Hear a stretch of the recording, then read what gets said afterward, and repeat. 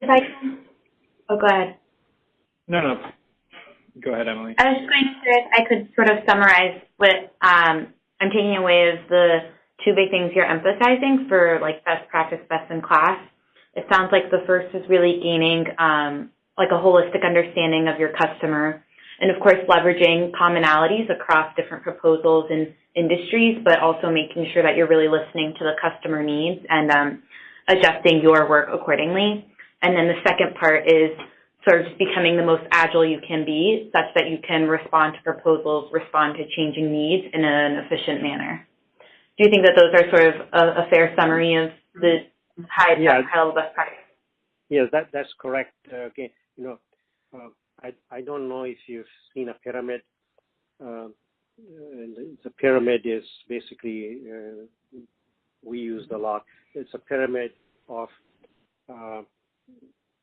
how the business and the competitors sit, okay?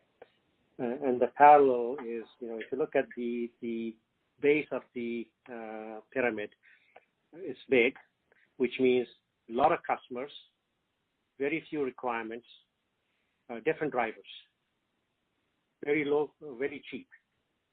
You go to the top of the pyramid, okay, very high end, very few customers, high price.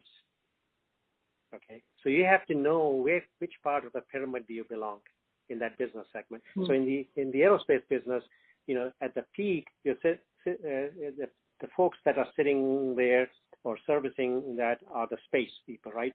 So if you're in the space business, you could basically get what you want for your product. Quantity is not big, but the requirements are huge. But the compensation is pretty good. At the bottom of that pyramid in the aerospace business, you go to your business jet or your low-end business jet. This is your single-seat airplanes, huge database, very low price, low margins, or like we used to say, that's the hamburger business. When you sell a billion, even if you make a penny on a billion hamburgers, that's 1 billion pennies. Okay. So, right. So you have to know which part of the pyramid that you're operating in, and then you have to, fine tune your processes to that segment of the pyramid. Sure. Makes a lot of sense. And so it sounds like Honeywell does projects across. It's I guess like the pyramid. It sounds to me. It probably fluctuates in size among different companies, but for the most part, at one company you can touch sort of the base to the top, and we'll have different teams doing so.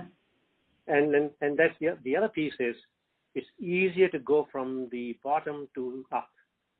It's very difficult to come from the top down. So, for example, if Honeywell decided that they want to go from the business segment that they have put their infrastructure in place, and they want to go into that low-end, single pilot deal, they're not going to be very successful because their infrastructure is top heavy. Okay, right. The processes in place are not there. They're not agile enough to go down the pyramid. They're agile enough to go up the pyramid. Oh, interesting. Okay. So I would have thought that you needed... You just put yourself, if I'm building a Rolls Royce and then somebody comes and tells me to build a Chevy, same people.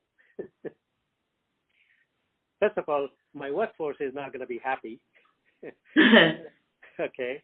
And plus I'm paying, those workmen, I'm paying a hell of a lot more than I would be paying to the people who are building a Chevy. Right. And even in the materials I use. So as I said, it's easier to go up the chain than go down the chain. I see. And you don't need, I would have thought that one reason it would be easier to go down the chain is that you've sort of proven yourself as the highly technical, capable, manufacturer of something that is at the top of the pyramid, and that would actually give you some leverage, especially when bidding for proposals. But it sounds to me like that's actually